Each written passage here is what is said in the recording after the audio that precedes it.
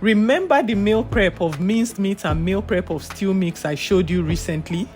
Today we are bringing them together to make minced meat sauce, and we will also be adding meal prepped veggies. Do you know this minced meat sauce is actually a meal prep too?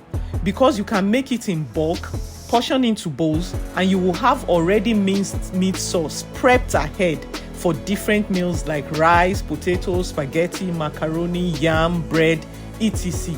It's something very convenient and easy to have available during school time, so you can make school lunch easily, and also during holidays when children are forever hungry. Other veggies you can add are cabbage, garden egg, mushroom, spinach, cauliflower, broccoli, beetroot, anything, whatever you want. And also remember, the minced meat doesn't have to be meat. It can be minced chicken, minced fish, minced tofu, minced mushroom.